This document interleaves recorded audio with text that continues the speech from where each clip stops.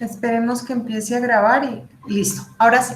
Entonces, como les comentaba en la clase pasada, al hacer la presentación de la materia, en esta materia, ahí sí válganme la redundancia, en esta materia vamos a hablar sobre el trabajo, ¿sí? En esta primer clase, entonces nosotros vamos a realizar la introducción o más bien a sensibilizarnos por qué es que es importante el trabajo para un individuo y sobre todo para la sociedad.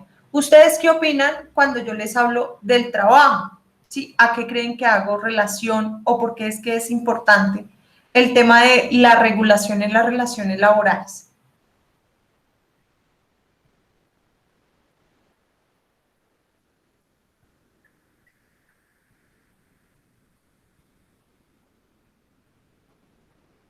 ¿Se fueron todos? No, profe, ¿me puede repetir que no entendí cómo está la pregunta? Entonces, ¿por qué será importante el trabajo para una sociedad? Para que puedan desarrollarse. Para la economía también. Entonces, miren, ya tenemos dos opiniones distintas, pero ambas válidas, ¿sí? El primero es para desarrollarse. ¿Tú me puedes explicar cómo así para desarrollarse? Pues si como tal, la comunidad tiene derecho al trabajo, van a desarrollarse en conjunto. Una pregunta, Andrés. ¿Cómo te ves en 5 años? Con trabajo y estable económicamente. ¿Y para qué el trabajo? Porque se necesita el trabajo como tal para lograr esa estabilidad económica, ¿no? De ¿Y para qué independiente. tú quieres una estabilidad económica? ¿Qué quieres conseguir con esa estabilidad económica? ¿Para ser felices? Tranquilidad. Tranquilidad. Sí. O sea, ¿a ustedes les da la felicidad el dinero? Qué materialistas. No para la felicidad, pero sí la tranquilidad. ¿Pero qué quieren conseguir? Entonces, ¿cómo se ven? Listo. ¿Cómo se ven en 20 años? Entonces. Con mujer, carros. Ya empezamos con carros, ¿cierto? ¿Y cómo lo conseguimos? Pues para eso es la estabilidad económica que pedíamos desde el inicio, profe. ¿Sí?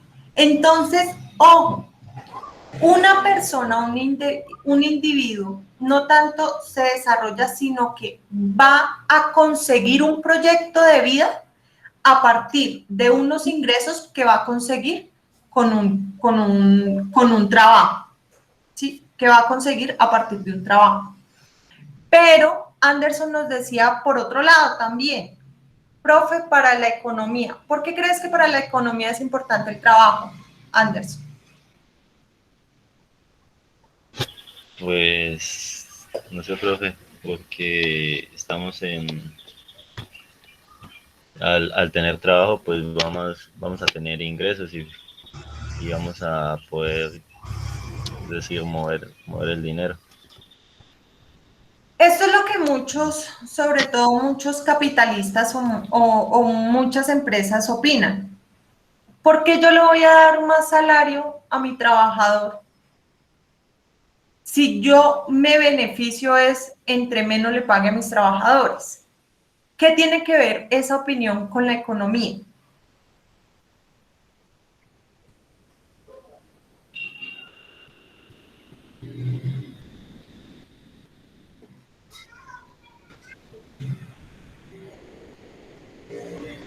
¿Qué tendrá que ver o sea, la opinión de que entre yo más gane, entre yo más plata tenga, voy a estancar la economía?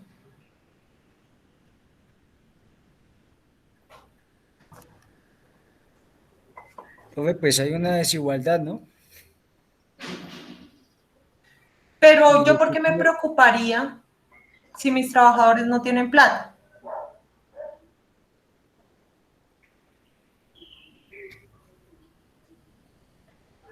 Miren, imaginemos una cosa, ¿sí? Imaginemos que Sergio tiene un supermercado, ¿sí? Pero resulta que Sergio tiene ese pensamiento, que mejor entre menos le pague a mis trabajadores, mejor, ¿sí?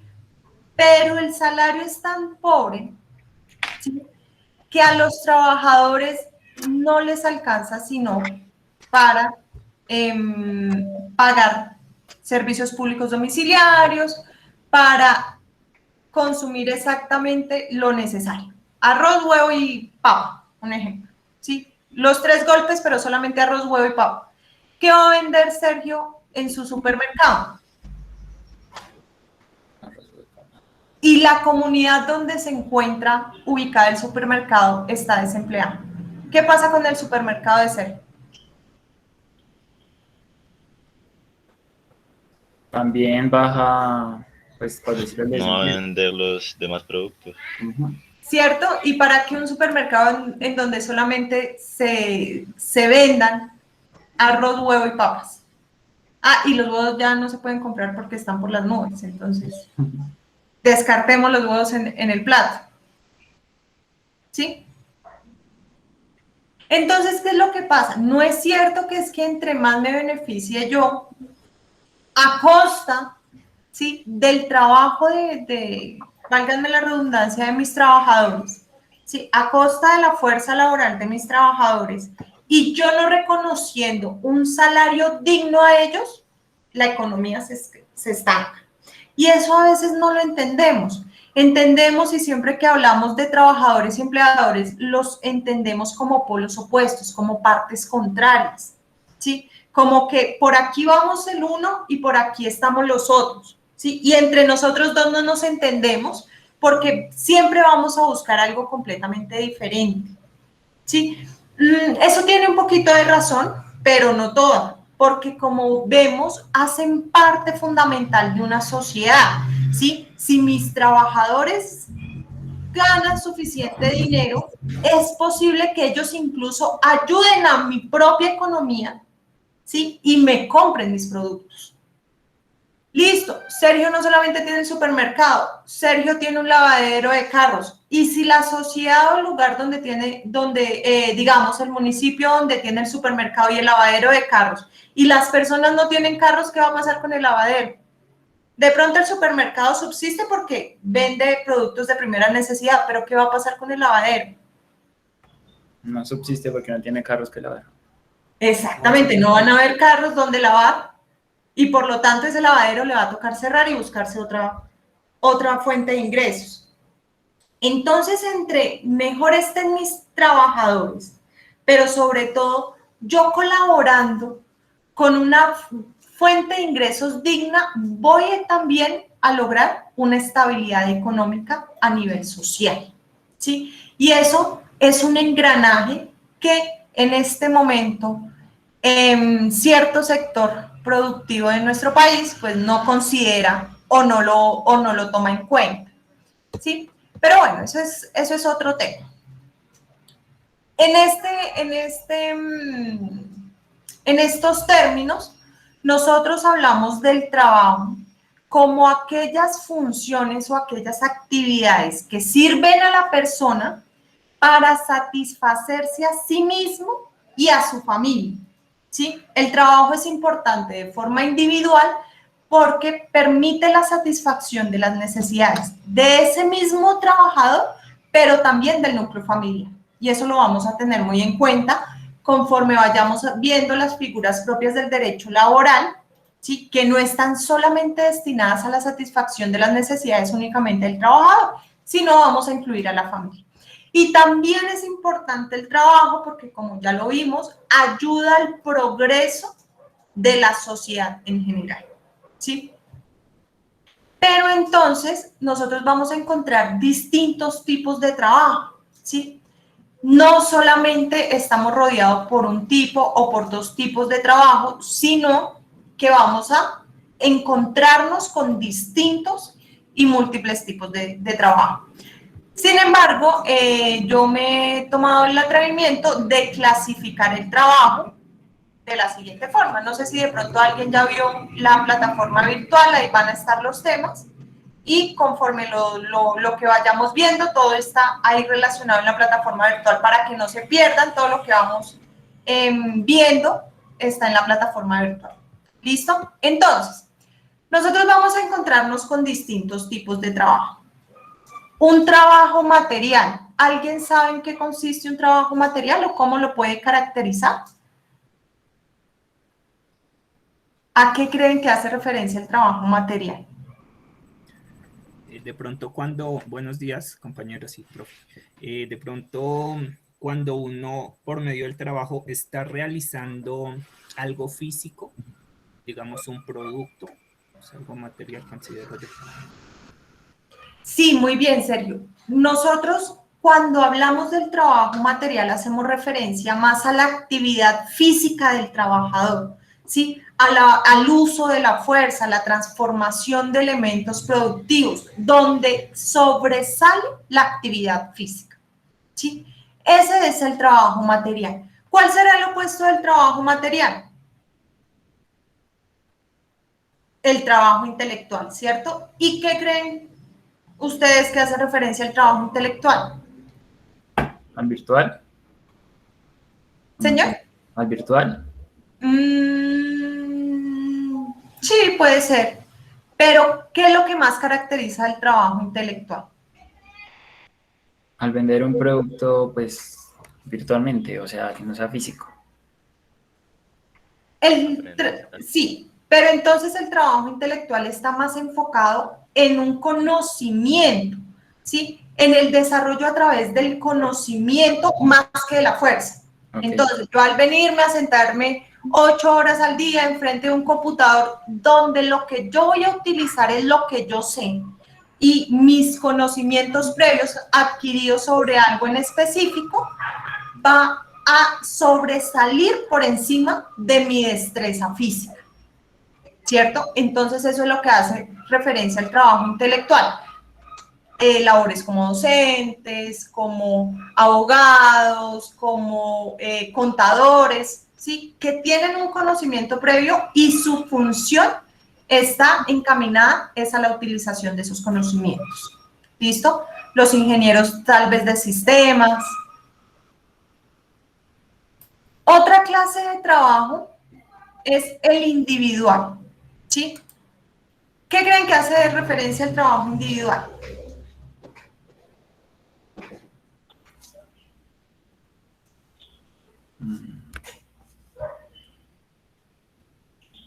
Pues como su nombre lo menciona, el trabajo donde no es grupal, sino es un solo individuo, el responsable.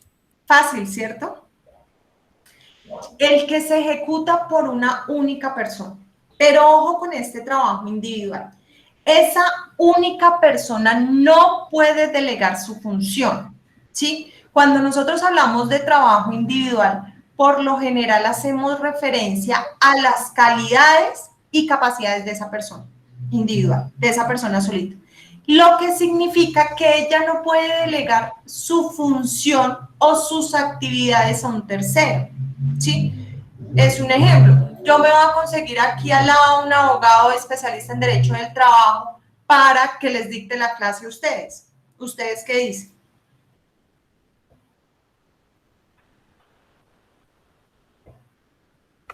Que ya no sería trabajo individual, porque tú puedes hacer esa función. Sí, pero yo lo consigo en este momento. ¿Ustedes aceptan que, por ejemplo, mi novio, que es abogado y que es especialista en Derecho del Trabajo, les dicte la clase en vez de que sea yo? Pues si tienen los mismos conocimientos, sí, ¿no? Sí. ¿Y qué diría la universidad? Yo creo que tú eres la responsable de esto, ¿no? Pero si tu novio está en la capacidad de darnos la clase, pues también la podríamos recibir. Pues ya legalmente lo que tú dices, es un trabajo donde alguien te manda para que lo realices y pues tú no puedes mandar a tu novio para que realices el trabajo. Yo creo que de forma directa ustedes no le ven tanto inconveniente. Sí, y más pues porque la materia es ajena a lo que ustedes están estudiando, ¿sí? Entonces ustedes dicen, no, pues nosotros frescos, pero estoy segura de que la universidad me va a castigar por eso, ¿cierto? Ahí sí me va a sancionar, por no decir castigar, sino me va a sancionar por haber hecho eso. O imagínense ustedes que tengan el ingeniero, o sea, que mejor dicho sea la eminencia en ingeniería agropecuaria, y que ustedes le acepten que la pareja de él sea la persona que vaya a asistirles en la clase. O que ustedes paguen un evento porque quieren conocer, quieren escuchar a, qué sé yo, a una persona que ustedes admiren mucho, y al momento de llegar al evento, pues, oh sorpresa, ya no va a ser esa persona por la cual ustedes pagaron, sino va a ser el tío, el abuelito, el papá, qué sé yo. ¿Ustedes cómo ven eso? Ustedes pagando, ¿no?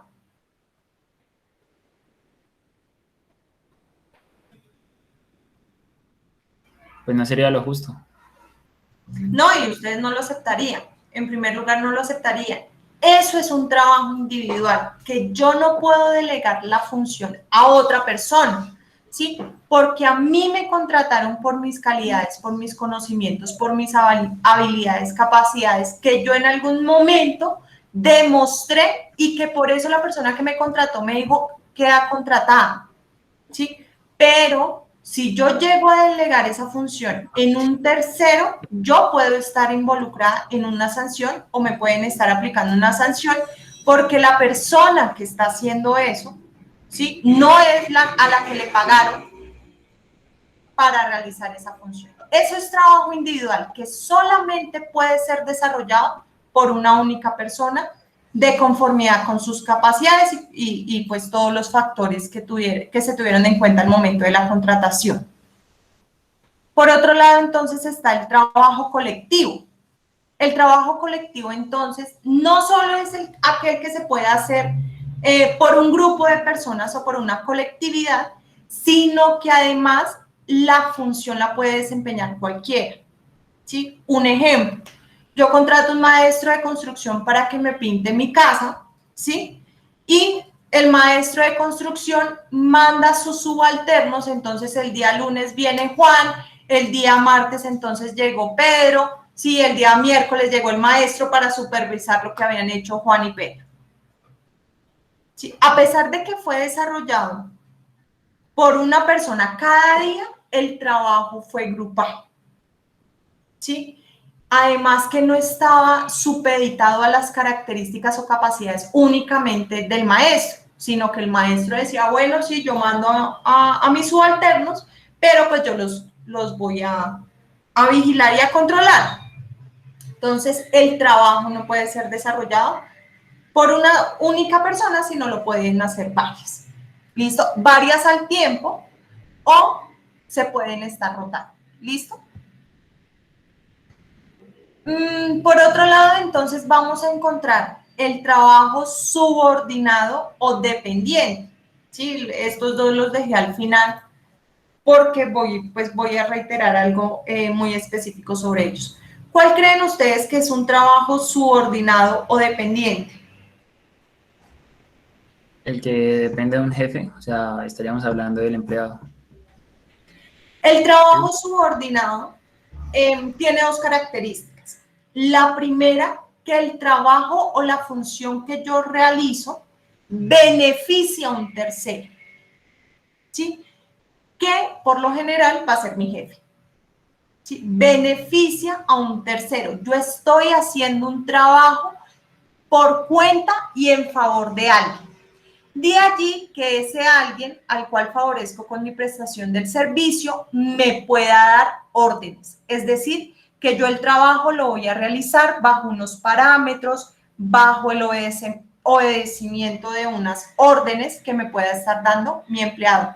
Y yo, como trabajador subordinado, voy a estar en la obligación de obedecer esas órdenes, ¿sí? Trabajo a favor de un tercero y bajo unas órdenes o una subordinación. Por otro lado, entonces, está el trabajo independiente y autónomo. Frente a esas dos características, ¿qué piensan ustedes que sucede con el trabajo autónomo o independiente? El beneficio del trabajo que uno realiza es para uno, ¿sí? O sea, el beneficio es para mí. No se ven incluidas terceras personas, sino tal vez puede ser clientes o algo así. Sí, pero entonces yo ya no voy a estar sometida a órdenes, ¿sí? Yo puedo iniciar a las 8 o bien puedo iniciar a las 10 de la mañana a laborar. no estoy sometida bajo unos parámetros, bajo la realización de las actividades en tiempo, modo y lugar. No, es que usted tiene que estar acá de 8 de la mañana a 12 y de 2 a 6. No, yo ya puedo, digamos, abrir mi oficina. Yo digo, ay, ¿para qué a las 8? La puedo abrir a las 9 de la mañana, ¿sí? Y como bien lo decía Sergio Ernesto, quien se beneficia del trabajo independiente es uno mismo, ¿sí? Ay, pero es que ¿por qué me dejé acumular trabajo? Ay, jue madre, ¿sí? ¿Quién se perjudica de haberse acumulado trabajo? Digamos, el de la panadería. ¿Por qué no hizo pan por la noche y también por la mañana? Sí, ahora todo el pan lo tiene que hacer por la mañana y tal vez tenga que levantarse, no a las 5 de la mañana como se levanta normalmente, sino a las 3 de la mañana. ¿Por qué? Porque hay clientes que van a llegar justo a las 7 de la mañana a la panadería y si yo no tengo pan, entonces pues no voy a vender y por lo tanto no voy a generar ingresos para mí mismo, ¿sí? Trabajo independiente y autónomo, entonces la característica también son dos, en el sentido que quien se beneficia de ese trabajo va a ser la misma persona que está desarrollando la actividad y segundo, que no lo va a realizar bajo parámetros o bajo órdenes, ¿sí? Entonces, nosotros en esta materia nos vamos a concentrar en el trabajo subordinado, ¿sí? Vamos a hablar de trabajo subordinado, es decir, el que se beneficia a un tercero y ese tercero nos va a dar órdenes. Nos vamos a enfocar en el trabajo individual, porque el contrato de trabajo, una de las características es precisamente esa individualidad, independientemente de que sea trabajo material o trabajo intelectual. En eso sí no nos vamos a enfocar, pero sí nos vamos a enfocar trabajo subordinado y trabajo individual. Entonces, ¿por qué es que es importante el derecho del trabajo? ¿Sí? Sí, Sergio. Disculpa, profe, ¿el trabajo individual es el mismo trabajo independiente? No. Puede ser trabajo individual, subordinado o trabajo individual independiente. Y puede ser trabajo colectivo igual, subordinado o trabajo colectivo independiente. Lo que pasa es que el derecho laboral colombiano está enfocado a esos dos, sobre todo trabajo individual, ¿sí? Porque las relaciones y los trabajos colectivos están regulados por otras normas, incluso el mismo código sustantivo, pero por otra parte, que pues en el momento no lo vamos a tratar, y sobre todo ese trabajo subordinado, ¿sí? Entonces, ¿por qué es que es importante?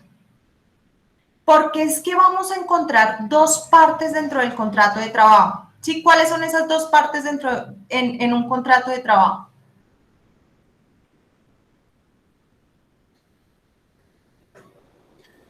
De pronto, pues digamos como responder en el trabajo y recibir un beneficio a cambio. ¿Y qué partes? O sea, ¿qué personas participan en ese contrato de trabajo? El trabajador y el empleador se llama, o el patrón, por Muy decirlo. bien, sí. Así se denominan en nuestra legislación laboral. Nos dicen, por un lado va a estar el empleador, nosotros lo conocemos como jefe, como patrón, como empresa también puede ser empleador, ¿sí? Y por el otro lado va a estar el trabajador. Miren lo que yo les voy a decir y ustedes me dicen si estamos de acuerdo o no. Trabajador y empleador están en igualdad de condiciones. ¿Ustedes qué opinan?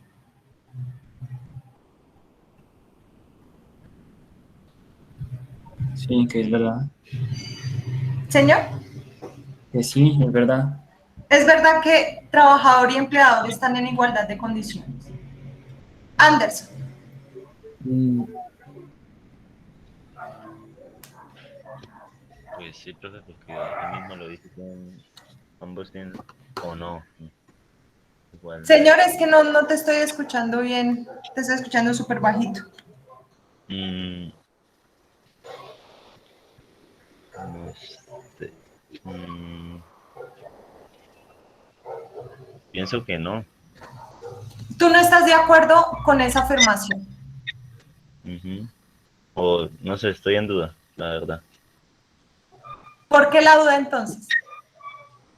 Porque, o sea, son dos personas que pues pueden estar en igualdad de condiciones, obviamente, pero pues depende también en el cargo que ocupe o en lo que se Bueno, refiere. Brian, ¿tú qué ibas a decir? Profe, pues yo digo que no, porque pues, en la situación que tú planteas, pues van a hacer hasta ahora el contrato, ¿no? Por decirlo así. Sí, vamos a hacer Entonces, el contrato. entonces ¿Será que estamos el en igualdad? trabajador pues no tenía las condiciones igualitarias con el empleador, ¿Y ya tú que por es lo que qué, estaba tú por buscando. qué crees o por qué afirmas que el trabajador no está en igualdad de condiciones frente a su empleador? Pues, profe, pues uno busca, pues, por decirlo así, la mejor oferta, ¿no? Entonces, pues, si él decidió, pues, ir a hablar con el empleador, pues es porque no le estaba yendo tan bien, o bueno, eso supongo yo. Listo, Sergio. Bueno, profe, yo considero que sí deben estar en igualdad de condiciones, tanto el empleador como el trabajador, porque si el empleador no tiene los recursos para digamos, responderle a ese trabajador, entonces pues el trabajador no aceptaría trabajar con él, ¿sí? Si el jefe, si el empleador no tiene cómo responder a un trabajador, pues el trabajador seguramente no va a trabajar con él. Entonces yo creo que sí debería estar en igualdad de condiciones para que pueda haber ese equilibrio. Listo, ahora yo les pongo esta imagen. A ver ustedes qué opinan, si siguen opinando lo que han manifestado. Yo soy madre cabeza de familia de 3 hijos. ¿Sí? Un ejemplo, bueno, no lo pongamos tan dramático, de un solo hijo. Acabo de salir del bachillerato y ya tengo un hijo y estoy embarazada. Un ejemplo. Cosas que pasan en las novelas. Y mis papás, porque me perdonaron pues mi primer hijo, pero ahorita que estoy embarazada, me echaron de la casa. ¿Sí? Entonces, tengo un hijo, estoy embarazada, no tengo casa, acabo de salir del colegio y el vecino, enterándose de mi situación, me ofrece trabajar en el supermercado. ¿Sí? Resulta que yo llevo 15 días pasando hojas de vida a cualquier lado y no me han llamado. Siempre que voy a dejar la hoja de vida me dice, tranquila, no nos llamen, nosotros te llamamos. Y estoy esperando y 15 días y nada. ¿Sí? Estoy viviendo un ejemplo donde unos tíos y allá son 5 en la casa y pues 2 bocas más y un próximo tercero, pues están que me hacen la vida imposible para que me vaya, ¿cierto? Y el vecino me dice, mire, mija, ay, tranquila, yo le doy trabajo, usted solo me tiene que trabajar de lunes a domingo de 7 de la mañana a 9 de la noche. ¿Ustedes qué creen que yo voy a hacer? Acepta el Aceptar el trabajo. trabajo. ¿Y a ustedes no les parecen que eso es explotación? Lunes a domingo de 7 de la mañana. Pero viendo las necesidades, Sí, profe. ujú. Y entonces podríamos nosotros afirmar que mi empleador, que es el dueño del supermercado, y yo como trabajadora, ¿estoy en igualdad de condiciones? No, No. bajo esos términos no. No, profe. Y una pregunta, ¿ustedes creen que esos términos me los inventé yo viendo, qué sé yo, novelas? No, señora. Eso pasa. Eso pasa y lastimosamente pasa más seguido de lo que uno se imagina. No lo pongamos tan drástico. Acabo de salir de la universidad. Por fortuna no tengo hijos. Por fortuna vivo con mis papás. ¿Sí? Estoy pasando hojas de vida desde hace 6 meses. Hay una empresa de abogados, una oficina de abogados que me dicen, mire, yo la contrato. Usted me va a trabajar solo de lunes a viernes y le va a pagar los mismos 600.000 pesos. Yo, siendo abogada, sé que el salario mínimo está en 908.526 y a mí me van a pagar de lunes a viernes, 8 horas al día, 600.000 pesos. ¿Ustedes qué creen que hago yo? No aceptar el trabajo. No alcanza para los créditos.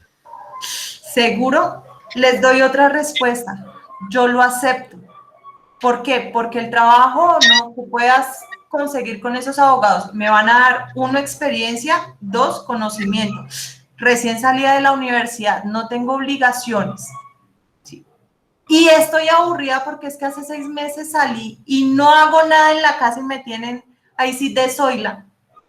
En la casa, para mí hasta es una excusa. O sea, uno cuando sale de la universidad, o yo no sé si solo me pasó a mí, uno dice, hasta le trabajo gratis, pero déjeme venir aquí a mirar, a ver yo en qué puedo aprender. ¿Será que eso no pasa? Sí. Sí, también pasa porque hay personas que quieren la experiencia, el conocimiento.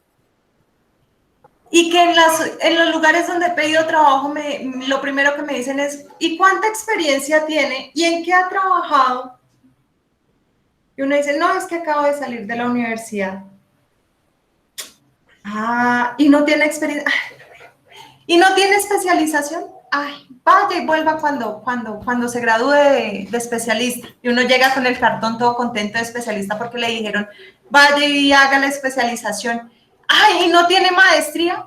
Ah, vaya y haga la maestría y vuelve y hablamos cuando tenga la maestría. Y así lo tienen a uno.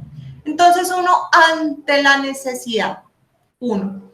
Y dos, ante la falta de oportunidades y ante el desempleo tan grande que hay en este país, pues nosotros no podemos hablar de igualdad de condiciones. Siempre en una relación laboral ha habido una brecha de desigualdad tan grande que el empleador se aprovecha de eso sobre su trabajador. ¿Sí? Entonces, ¿qué es lo que sucede? Como históricamente se ha visto que el trabajador busca empleo porque lo necesita, porque necesita de esos ingresos, porque tiene, ahí sí, perdónenme la expresión, bocas que alimentar, ¿cierto? Y porque necesita de esos ingresos, en muchas oportunidades dice, mire, yo realmente lo necesito, deme a mí el trabajo, yo le trabajo 14 horas al día y no le pido horas extras. Entonces, ante esas circunstancias, nace ahí sí,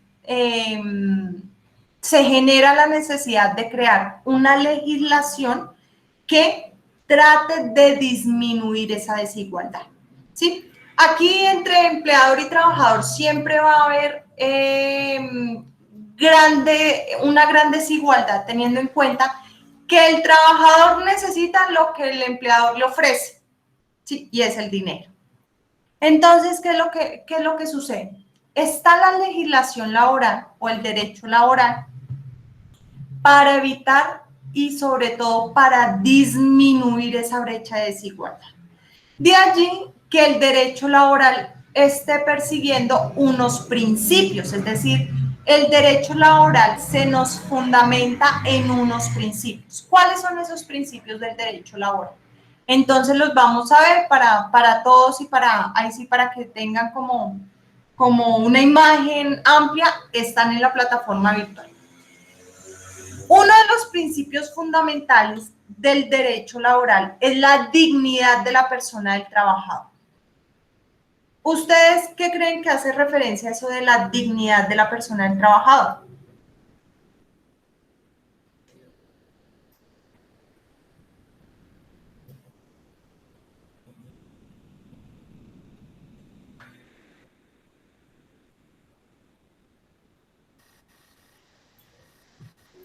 como el respeto que se le da a lo que hace el trabajador, el respeto o el valor que se le da. Muy bien, Anderson. Y si va por ese lado, ¿sí? Yo como persona tengo un concepto de mí misma, ¿sí? El respeto por la dignidad es que mi empleador no me imponga funciones, ¿sí? O no me imponga condiciones en mi puesto de trabajo o en mis funciones, actividades que me denigren a mí como persona, ¿sí? Entonces, un ejemplo. Felipe trabaja en mi oficina, ¿sí? Anderson Felipe. Y yo le digo, Anderson, él todo feliz y todo contento el viernes, se va a ir con sus amigos, va a tomar eso, no estamos en época de pandemia. Y yo el viernes le digo a las 6 de la tarde, cuando Anderson ya se dispone a salir, yo le digo, venga Anderson, quédese porque lo necesito. Y él, bueno, listo.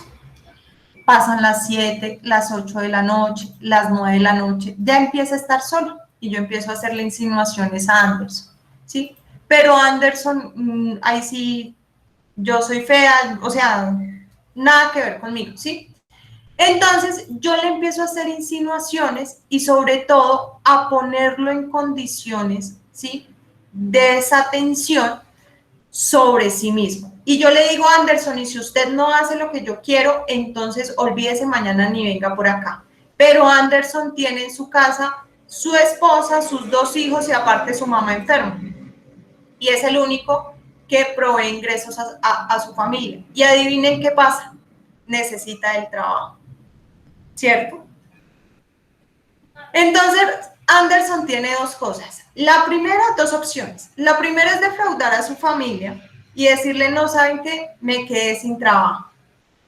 O la segunda es defraudarse a sí mismo e igualmente a su familia y obedecer, ¿cierto? Entonces, ¿qué es lo que dice el derecho laboral? No, señor empleador, usted no puede hacer eso porque las condiciones de trabajo deben ser dignas, pero sobre todo, y lo mencionaba Anderson, que lo que realice, ¿sí? No vaya en contra del concepto y en contra de las éticas que tiene Anderson como persona. Yo le digo a Anderson, mire Anderson, usted hable con la señora tal y convénzala y mire que la vamos a defraudar, ¿sí? Pero Anderson, como toda persona ética, él dice, no, yo eso no lo hago.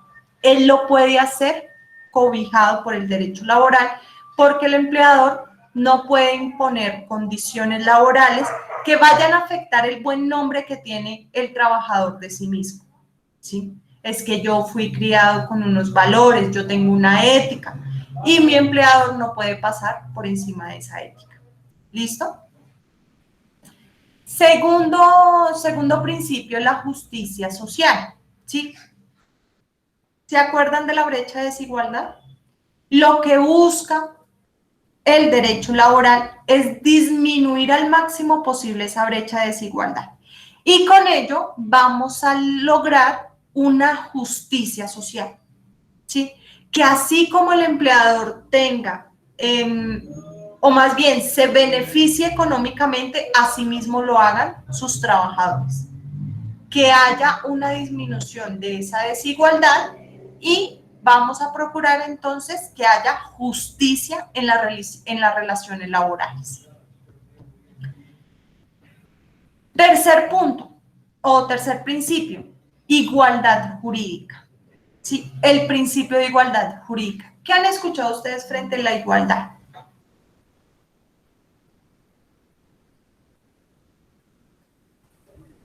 De pronto que ambas partes se beneficien.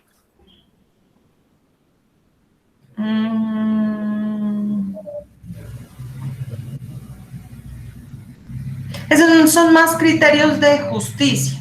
¿Qué creen que haga referencia a la igualdad? ¿Al concepto de igualdad o como tal igualdad jurídica? a la igualdad real. Es tratar a la persona independientemente de que tenga más estrato que otro por igual. El principio de igualdad jurídica hace relación, y sobre todo de igualdad real, hace relación a que todos deban ser tratados de igual forma, independientemente de su religión, independientemente de sus creencias, de su sexo, independientemente, o sea, de cualquier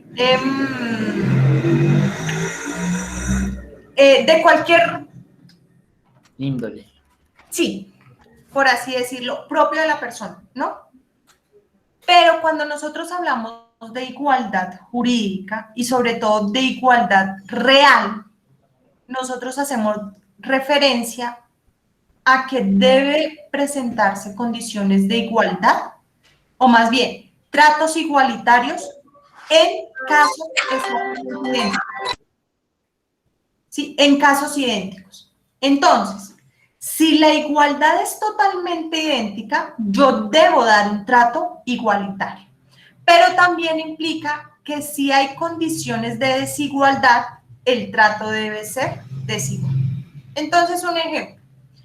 Resulta que yo me puse a charlar con un compañero de trabajo y yo como trabajadora, ¿qué tengo que hacer? Dar clases, asistir a reuniones, calificar, bueno. Adivinen qué hace mi compañero. Dar clases, asistir a reuniones, calificar. Por ahí vamos bien. Resulta que un día me senté con mi compañero de trabajo y él me dice, no, es que yo gano X suma de dinero. Y yo haciendo cuentas, haciendo sumas, yo digo, ¡ay! Él está ganando 1,5 millones más que yo. Eso fijo porque es hombre. No, aquí me están tratando de forma desigual.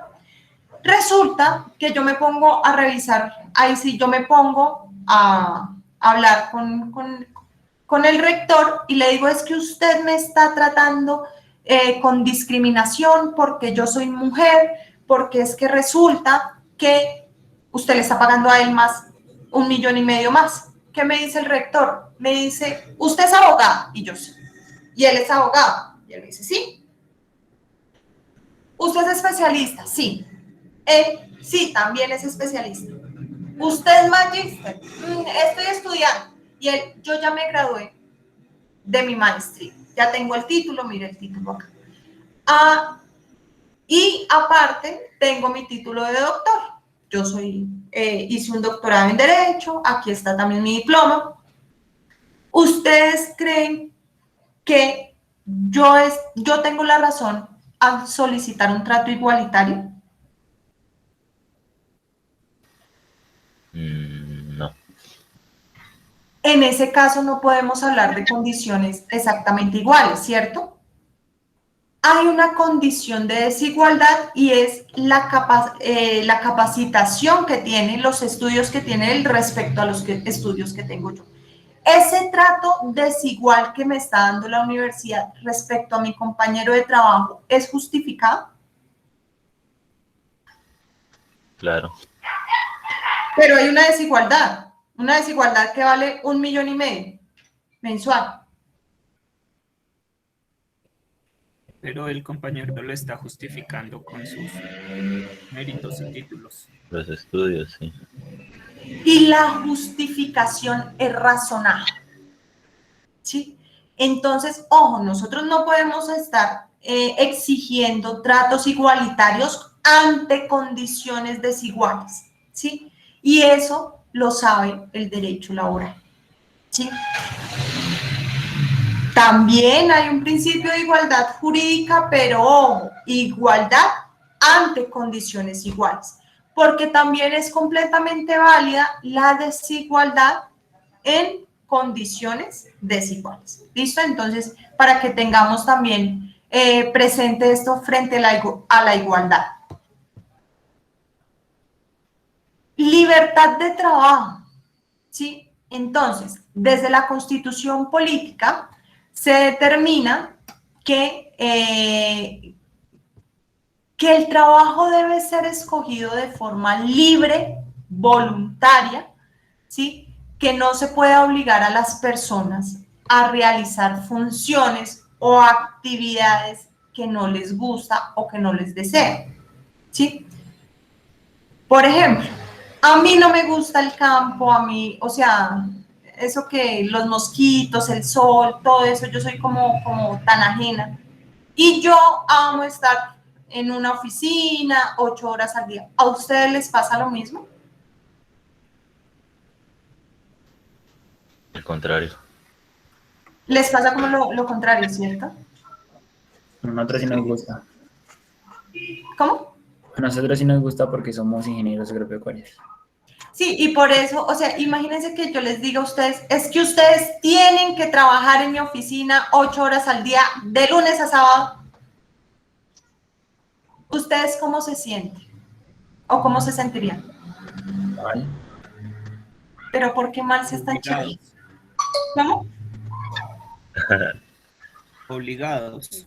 ¿Cierto? Nos vamos a sentir obligados. Entonces, ¿en qué consiste la libertad del trabajo?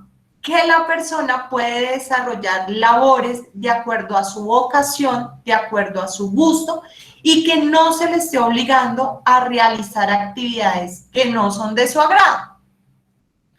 Esa libertad, lastimosamente, también en algunos casos va a estar limitada. Y la primer limitante de la libertad es la necesidad, ¿sí? Hay oficios en los cuales yo puedo decir, nunca jamás en la vida me imaginé ser, qué sé yo, mesera. Un ejemplo, no, si acaso pues chef, así en la cocina, pero no mesera.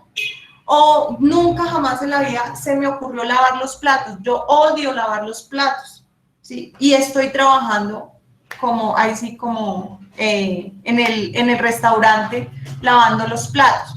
¿Por qué sucede esto? Porque a veces la necesidad también nos coarta la libertad, ¿sí? Entonces, no, es que yo no conseguí, resulta que mi vocación es ser cantante, pero yo no conseguí trabajo de cantante, sino trabajo de mesera y pues lavando los platos.